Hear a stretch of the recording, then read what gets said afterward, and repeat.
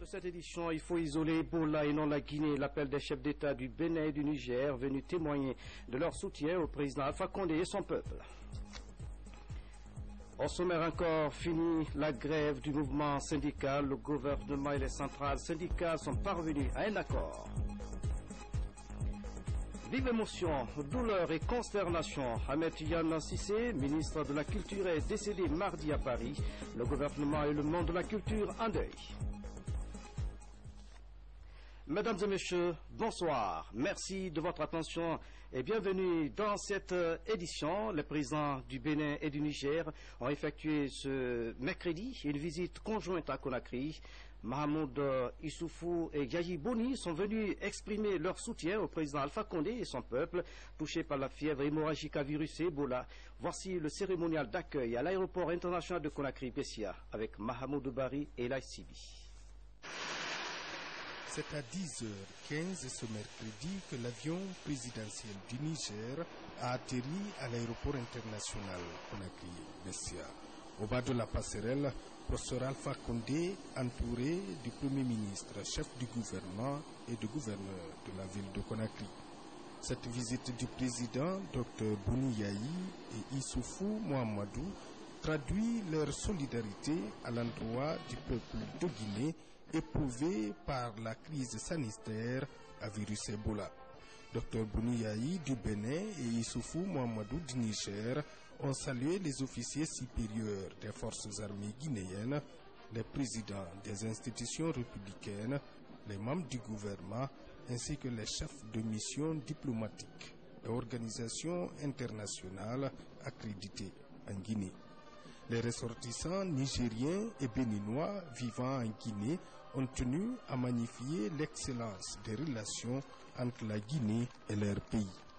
Les présidents béninois et nigériens ont hautement apprécié la volonté du chef de l'État, professeur Alpha Condé, à promouvoir l'intégration régionale. Mieux, ils ont loué le rôle que joue professeur Alpha Condé dans le maintien de la paix, mais aussi dans la lutte contre Ebola. Ils ont exhorté les dirigeants à isoler Ebola, mais pas la Guinée. Ce déplacement des présidents Yayi Boni et Issoufou Mohamedou vient renforcer la chaîne de solidarité à l'endroit du peuple de Guinée. Et puis la lutte contre le virus Ebola a dominé la discussion entre les trois chefs d'État à Conakry. Les présidents Mahaman Issoufou du Niger et Dr Yayi Boni du Bénin ont promis d'accompagner le chef de l'État guinéen, professeur Alpha Condé, dans son combat contre l'épidémie d'Ebola. Le point avec Mohamed Amin Souma.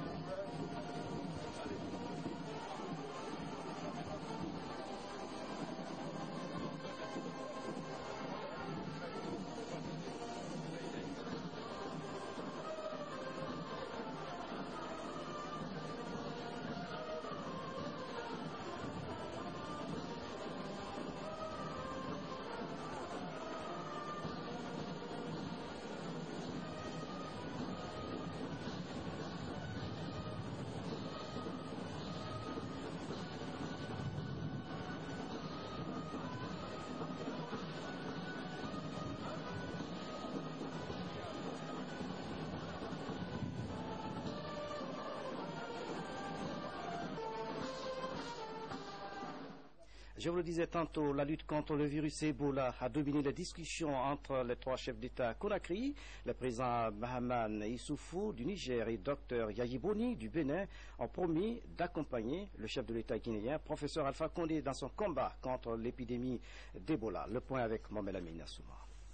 Au cours du tête-à-tête qu'ils ont eu au palais Séroutoria, le président Alpha Condé a expliqué Le combat qu'il est en train de mener et dessiner tout le contour de la situation épidémiologique Ebola à ses deux hôtes. Boni Yayi du Bénin et Issoufou Mamadou du Niger ont ensuite exprimé leur volonté d'agir aux côtés des 3 pays victimes d'Ebola pour l'éradiquer. Et cela, en plus de la promesse de l'appui financier préconisé au niveau des États de la CEDEAO. Nous avons envisagé un certain nombre de mesures sur le plan bilatéral.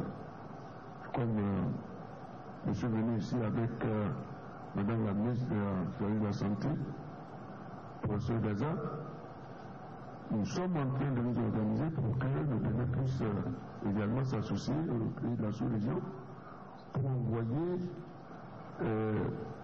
des experts ou des médecins qui, après leur formation, pourraient apporter leur contribution à la demande de notre cher président. Et sans compter, je crois que c'est vrai. Vous savez, nous sommes engagés nous sommes dans un contexte marqué par de nombreux défis.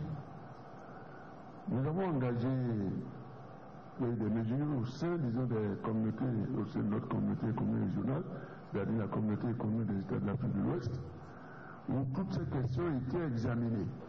De son côté, le président du Niger a annoncé qu'ils feront un plaidoyer auprès de la communauté internationale pour plus d'action.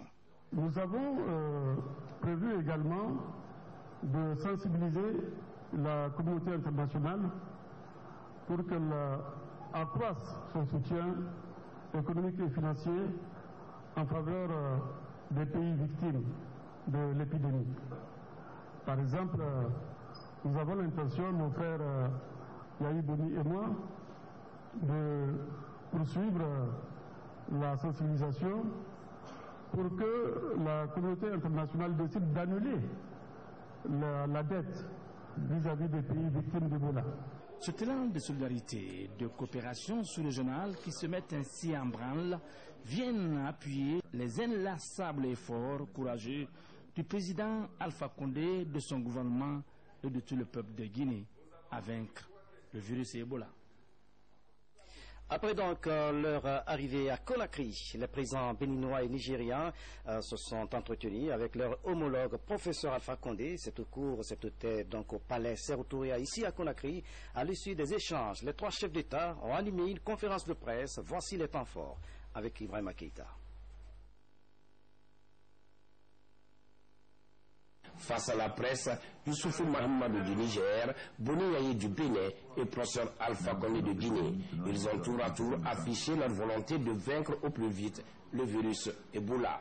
Répondant à la question de la presse nigérienne sur l'attente de la Guinée suite à la visite des présidents béninois et nigériens, professeur Alpha Condé dira que toute contribution en faveur de la lutte contre Ebola est la bienvenue. Ebola est arrivé à un moment où vraiment, après avoir lutté pendant 3 ans pour le tour macroéconomique, puisque nous n'avons jamais eu de PPTE, et donc il fallait nous battre d'abord pour avoir des PPTE. Et au moment aussi, nous avons connu de revoir des contrats miniers. Nous avons signé 3 contrats pour 30 milliards de dollars, où l'économie allait repartir sur le moment de revenus. Donc ça a eu beaucoup de conséquences sur nos finances, sur notre économie, sur notre histoire, sur notre système de santé. Et aussi, ça a créé une panique internationale. La visite de nos frères chefs d'État montre qu'on peut venir en Guinée et que ça peut encourager les hommes d'affaires à revenir. Dans la même logique, la presse béninoise, elle, a orienté sa question sur le traitement de la maladie à virus Ebola et les méthodes de prévention. Nous avons aujourd'hui 3 problèmes. Couper la chaîne de contamination parce que nos pays voisins, parce que comme nos frontières, vous savez, à l'épice, etc., les gens passent, donc il faut qu'on s'organise pour pouvoir prendre la température des gens aux frontières pour que s'ils sont contaminés, qu'on ait la voiture d'aller ensemble. Et s'ils ne sont pas contaminés, qu'on décide quand même. Ensuite, convaincre tous les malades d'aller au centre de soins. Aussi les contacts à accepter, qu'on prenne les températures pendant 21 jours. Et aussi la déficience, parce que vous savez, l'Ebola, ça fait peur, ça va contre beaucoup de nos pratiques. Nous sommes chaleureux, on a des systèmes funéraires, etc. Il faut qu'on accepte que les morts soient sécurisés par la Croix-Rouge. Bon, vous savez, on parle beaucoup des vaccins, on parle beaucoup des médicaments, etc. il y a beaucoup de médicaments qui sont en jeu. On nous parle de médicaments des Japonais, des médicaments, etc. Bon, on parle de médicaments en essai qui donnent 75%, 80% de chance de succès. Mais comme les médecins ne sont pas d'accord, c'est comme le système de laboratoire rapide qui permet en 15 minutes d'avoir la solution. Ça aussi, il y a des discussions. Ce qui nous avait permis d'avoir des centres de prise en charge tout de suite. Nous espérons qu'on aura bientôt un vaccin, mais comme il y a beaucoup de controverses, je préfère attendre effectivement que les médecins nous confirment, que l'OMS confirme qu'il y a effectivement un vaccin. Les présidents béninois et nigériens ont mis l'accent sur le soutien de leurs peuples respectifs à la Guinée, au Libéria et à la Sierra Leone. De toute évidence, selon Boni Yayi et Mahamadou Youssoufou, la Guinée n'est pas et ne sera jamais seule dans cette épreuve.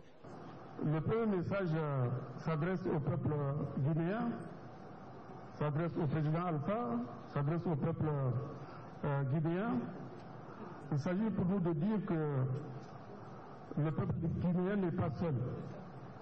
Le peuple guinéen peut bénéficier de notre solidarité. Nous sommes venus pour assurer le peuple guinéen que nous sommes à ses côtés dans cette épreuve qu'il connaît depuis plusieurs mois. Ça, c'est le premier message.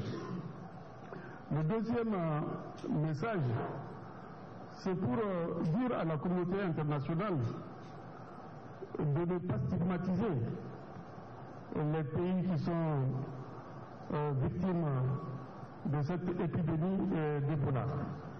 Il ne faut pas isoler ces pays.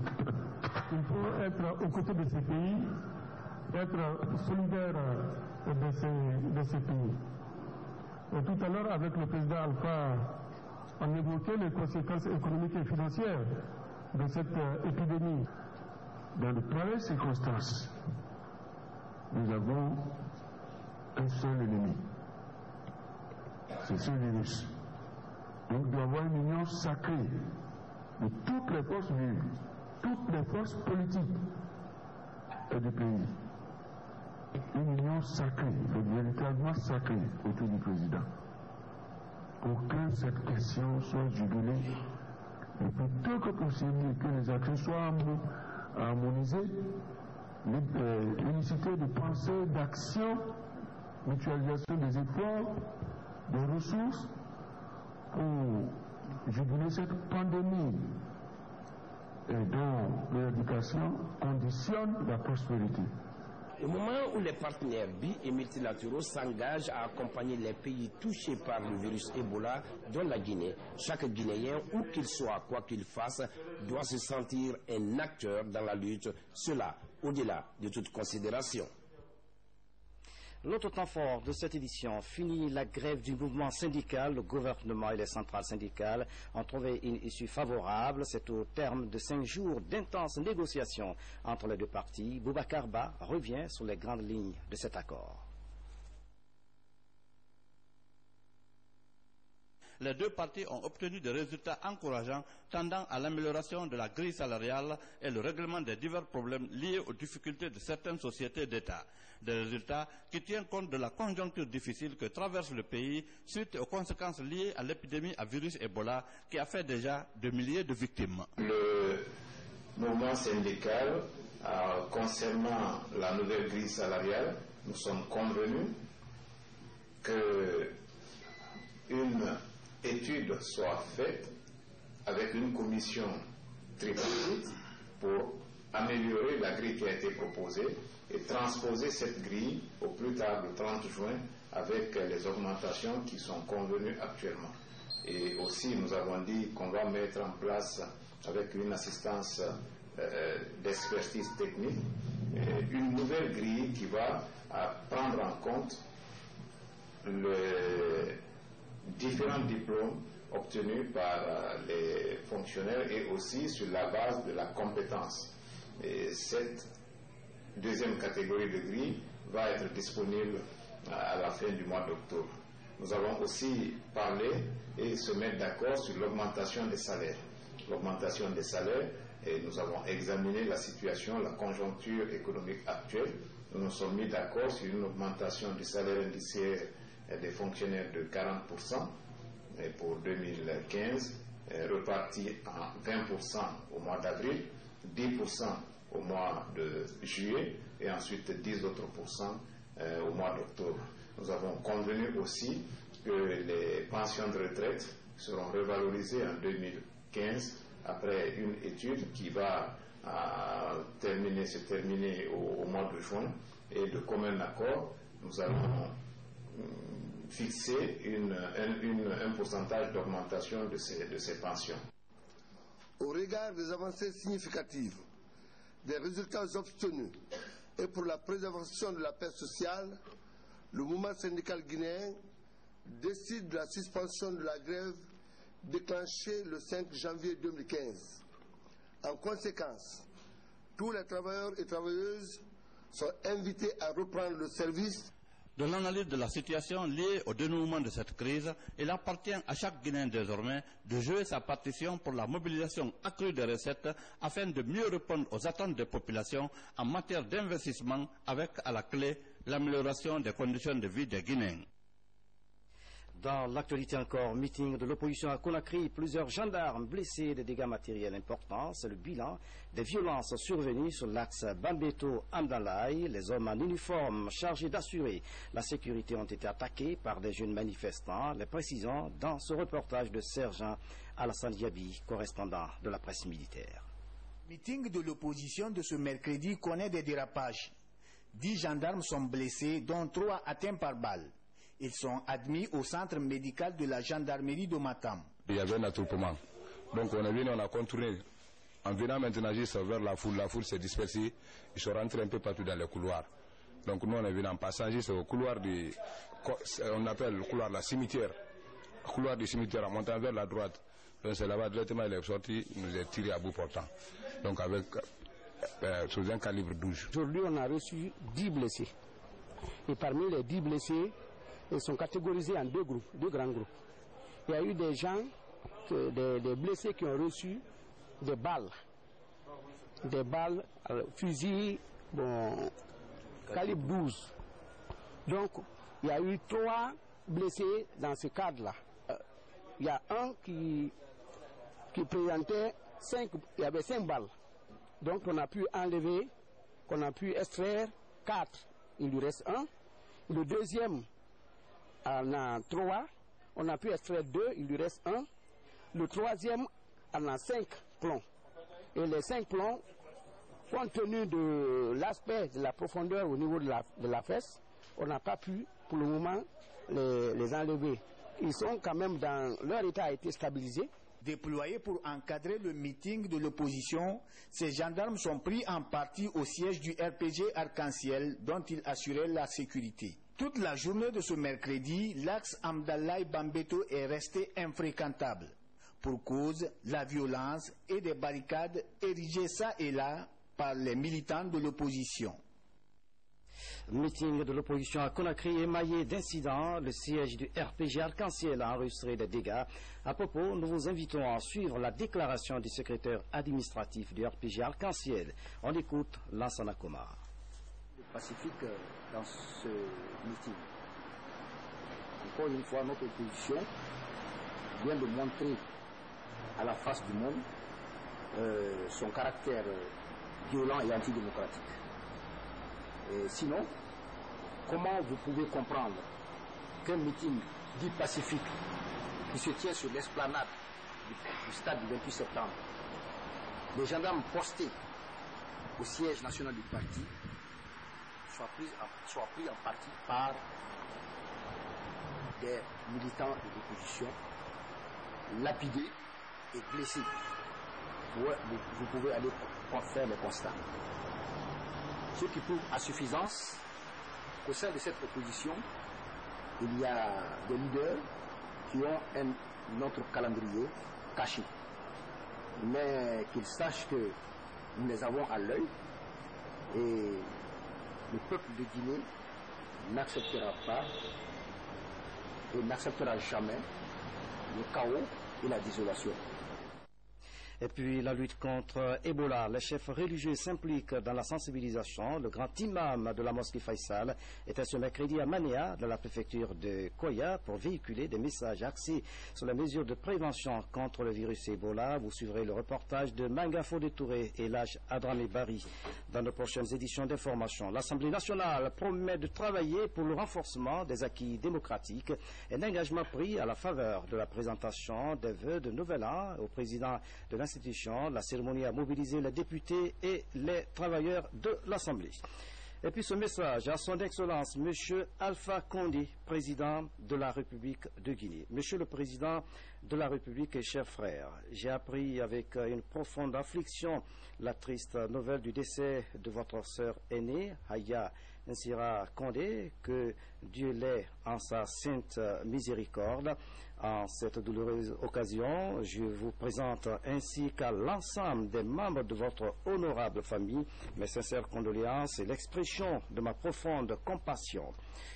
Partageant votre peine, j'implore le Tout-Puissant d'accueillir la regrettée disparue dans son éternel paradis et de vous accorder soutien et réconfort dans cette terrible épreuve. Veuillez croire, Monsieur le Président de la République et chers frères, en l'expression de ma profonde compassion et de ma très haute considération, Mohamed VI, roi du Maroc. Et puis cet autre communiqué, le Président de la République, chef de l'État, a la profonde douleur d'annoncer au peuple de Guinée le décès de M. Ahmed Tidiane Cissé, écrivain, poète, chorégraphe, dramaturge, ministre de la Culture et du Patrimoine historique, décès survenu en France le mardi 6 janvier 2015 à l'âge de 74 ans des suites de maladie. Le programme des obsèques du regretté Ahmed Tidiane fera l'objet d'un communiqué ultérieur. En cette douloureuse circonstance, Monsieur le Président de la République, professeur Alpha Condé, adresse ses sincères condoléances à la famille éplorée ainsi que celle du peuple et du gouvernement guinéen. Que l'âme de l'illustre disparu repose en paix. Douleur donc et consternation. La Guinée et le monde de la culture en deuil. Ahmed Tidiane Cissé, ministre de la Culture et du Patrimoine historique, a tiré donc sa révérence. Il est décédé mardi à Paris des suites de maladie. Écrivain, poète, dramaturge, comédien, metteur en scène et chorégraphe, l'homme a œuvré sans relâche à la valorisation de l'identité culturelle. Images et commentaires, Safiatou Kondé. Le ministre Ahmed Tidiane Cissé n'est plus. C'est avec cette triste nouvelle que le pays s'est réveillé aujourd'hui. La Guinée est en deuil. Malade depuis 6 mois, ministre de la Culture et du Patrimoine historique depuis 4 ans, il est décédé hier 6 janvier à Mans, en France, à 74 ans. Écrivain, poète, dramaturge, metteur en scène et chorégraphe, le ministre Cissé était un homme de culture. C'est vrai que la culture avait été envoyée dans les oubliettes, mais maintenant j'espère que la Guinée va comprendre la nécessité d'aller vers nos traditions. Quand je dis tradition, ce n'est pas le passéisme. On va évoluer avec la modernité, mais à l'intérieur de notre identité culturelle. Nos traditions, nos us et coutumes, notre façon de voir les choses, d'appréhender le monde, notre philosophie de la cosmogonie, tout cela, l'Africain l'a avant tout le monde. Animateur au Centre d'expression culturelle africaine de Paris, Ahmed Tidiane Cissé est diplômé en droit public de l'Université Paris 1 Panthéon. Après des années d'exil, il sera plusieurs fois député sans jamais renoncer à sa passion, la culture. Ces dernières années, il porte ses efforts sur la promotion de l'écriture. Dans les 33 préfectures, il faut qu'il y ait d'abord des maisons, un palais de la culture à Conakry, un centre culturel dans les 33 préfectures avec bibliothèque. Parce que il faut d'abord qu'on ait les livres. Il faut un endroit où trouver ces livres. Notre bibliothèque nationale est dans un endroit étriqué. Nous nous battons pour qu'on le déménage. Ahmed Tidiane Cissé laisse une femme, 5 enfants et un pays à la reconquête de son identité culturelle.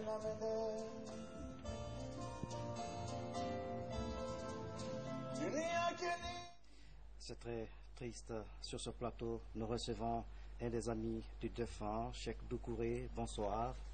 Bonsoir. Merci d'avoir accepté notre invitation. Vous avez connu et côtoyé ce grand homme de la culture. Quels sont les grands souvenirs que vous gardez de lui? Mais nous étions tous jeunes quand nous étions à Paris, toujours animés par la volonté de faire du théâtre, du cinéma.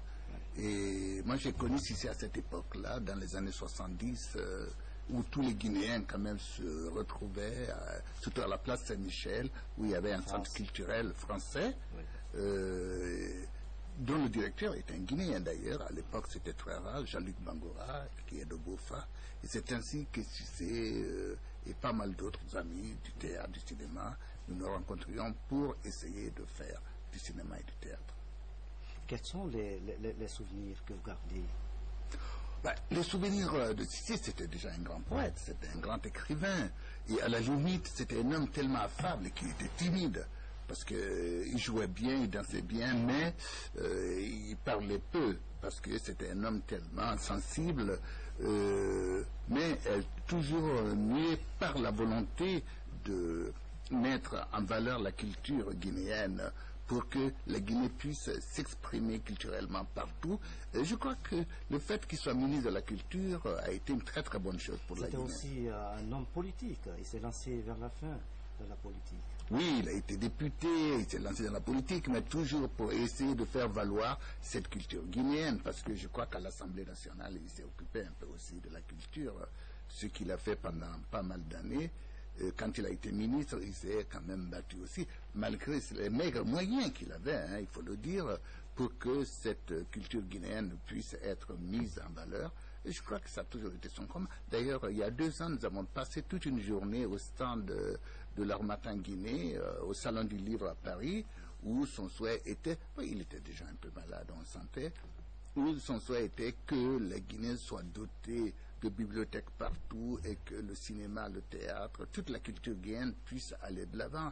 Bien sûr que c'était le combat qu'il menait avec le maigre moyen que je vous dis, mais c'est un homme qui est parti, mais avec l'espoir que ses vœux seront réalisés, avec Suleiman Koli, qui était son ami, où il n'y a eu que 5 mois d'écart. Voilà, 5 mois d'écart. C'est vraiment dommage. Nous resterons avec vous dans ce studio pour commenter l'actualité. Attentat terroriste ce matin dans la rédaction du journal français Charlie Hebdo à Paris. Le bilan fait état de 12 morts, dont 8 journalistes et 3 policiers. Un attentat condamné par la communauté internationale à Conakry. Le CNC, les associations de presse et celles de défense des droits de l'homme se sont rendus à l'ambassade de France pour présenter les condoléances. Makale Souma, reportage. Dans la matinée de ce 7 janvier, des journalistes ont trouvé la mort dans la rédaction du journal français Charlie Hebdo suite à un attentat. Un crime odieux perpétré contre la liberté d'expression, selon le ministre guinéen des droits de l'homme. Nous sommes venus dire à quel point nous avons été horrifiés, choqués, et nous sommes tristes à côté des familles des personnes disparues, mais aussi à côté du peuple de France, pour leur dire que nous sommes là, qu'ils ne sont pas seuls, et qu'aujourd'hui nous nous sentons tous français, tous journalistes, tous policiers, pour dénoncer le fanatisme religieux ou politique, pour dénoncer la violence, la culture de la haine, l'intolérance, et pour rappeler à quel point la liberté de la presse, la liberté des médias est importante dans une société démocratique, dans une société politique. Tous les pays de liberté et les médias du monde sont sous le choc. En Guinée, l'attentat contre le journal Charlie Hebdo est lourdement ressenti chez les patrons guinéens de presse. Nous sommes effondrés par ce qui est arrivé, mais nous voudrions dire en même temps que cet acte ne fera pas reculer la presse et n'aura aucune incidence sur la liberté de la presse qui est acquise de manière définitive. Il s'agit d'un crime abominable, inqualifiable, qui plus est été perpétré dans une salle de rédaction.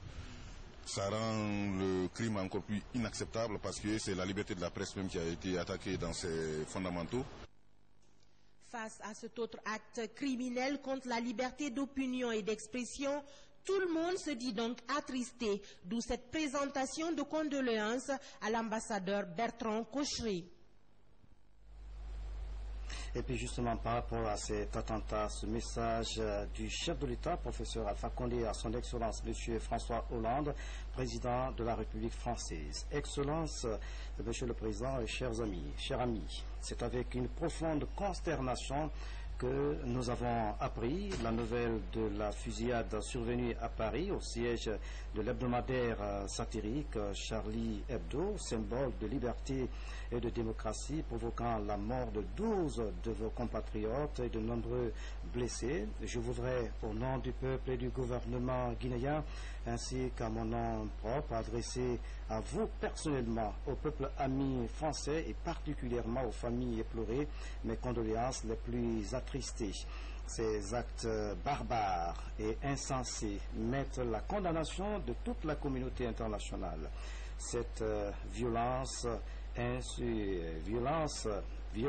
injustifiable lorsqu'elle s'exerce contre la liberté de la presse ne devrait pas être imputable à l'ensemble d'une communauté religieuse, mais plutôt au compte d'un attentat terroriste qui ne saurait en aucun cas donc altérer les fondements, j'allais dire, de la démocratie française, ni remettre en cause la cohésion d'une nation française riche dans sa diversité politique, humaine et culturelle, tout en vous réitérant ma profonde compassion. Je vous prie d'agréer, Excellence, Monsieur le Président de l'assurance de ma très haute considération, professeur Alpha Condé. Vous avez certainement dû comprendre l'émotion dans les mots. Je reçois donc toujours, je reste avec Cheikh Doucouré, cinéaste. Vous avez suivi ces images.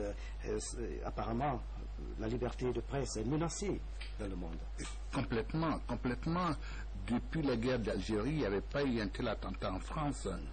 Et justement, dirigé contre les journalistes, contre les intellectuels, pour les bâillonner. Et je crois que ceux qui ont fait ça, ce sont les ennemis du monde entier. Ce ne sont pas des gens religieux, parce que la religion n'a jamais demandé une telle chose. Au contraire, ils veulent mettre dos à dos la religion musulmane et les autres confessions. Ce qui ne peut pas arriver, qui ne doit pas arriver. Parce que justement, ceux qui ont fait ça ne sont pas des gens qui peuvent se proclamer de l'islam. L'islam a toujours toléré la tolérance, la laïcité. Je crois que encore dirigé contre des intellectuels, contre des écrivains, contre des journalistes, encore c'est beaucoup plus grave. Et parce que c'est ça qui fait l'emblème de la France, c'est la liberté, la laïcité et la démocratie. Et ils se sont attaqués à ça, malheureusement. Cheikh Doucouré, cinéaste, merci d'avoir répondu à nos questions. Vous avez certainement dû comprendre, on est très consternés ce soir. Absolument, je le suis aussi. Merci. La physionomie de Conakry change progressivement grâce aux différents chantiers initiés par le chef de l'État. Professeur Alpha Condé, Conakry retrouve son lustre d'antan, les nouvelles cités en construction, les infrastructures hôtelières dignes de nom, à l'image de l'hôtel Mills, qui force l'admiration. Mills est réalisé par un Guinéen de la diaspora. Voici le reportage signé de Makale Souma. C'est un don de la communauté guinéenne vivant au Japon. Malgré la distance qui sépare leur patrie à leur pays d'accueil, ils ne restent pas indifférents face à la crise sanitaire que vit la Guinée. L'honneur nous revient de procéder à cette donation en dispositif pour le lavage des mains et autres matériels de protection composés de savon, chlore, gants et de seaux. Nous souhaitons que ces dons soient utiles pour couvrir vos besoins en matériel de protection et de sécurité contre Ebola. Un geste patriotique. Voilà comment apprécie l'acte le responsable de la coordination nationale de lutte contre Ebola. Des responsables qui comptent sur l'implication des acteurs à tous les niveaux pour briser les foyers de réticence et vaincre la maladie dans un bref délai. Au nom de toute la coordination nationale et du peuple de Guinée, et particulièrement au nom de Monsieur le Président de la République, le professeur Alpha Condé, nous lui transmettons tous nos remerciements à nos ressortissants guinéens qui ont bien voulu l'accompagner dans l'appel qu'il a effectué vers tous les Guinéens pour pouvoir agir chacun en ce qui le concerne et selon ses moyens pour pouvoir contrôler cette maladie. ce dont ne marque pas la fin de l'engagement des ressortissants guinéens vivant au Japon, assurent leurs représentants. Dans leur plan d'action pour les mois à venir, des investissements pour l'amélioration des infrastructures sanitaires du pays sont prévus.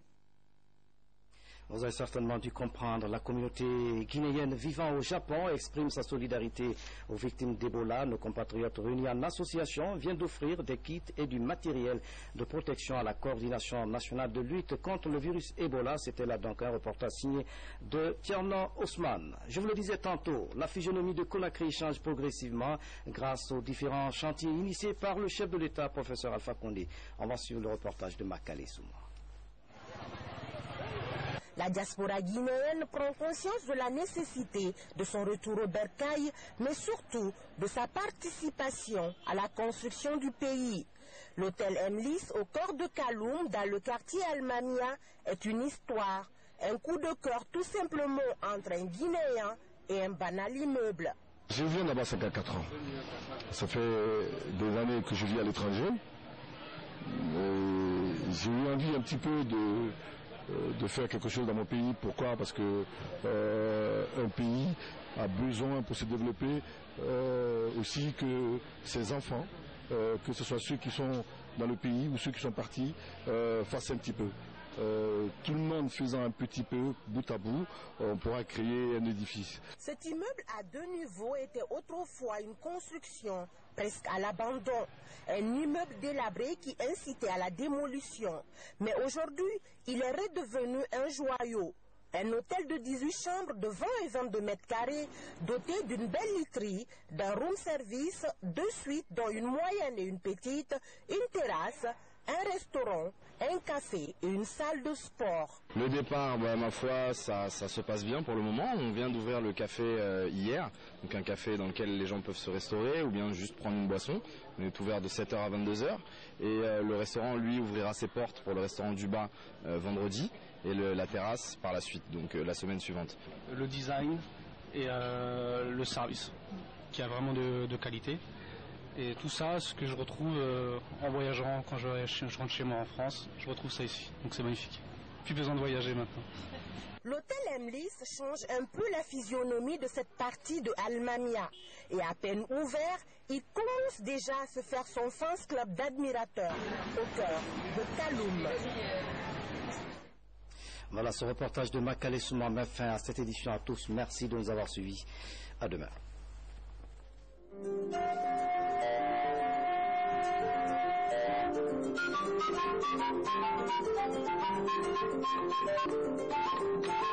Thank you.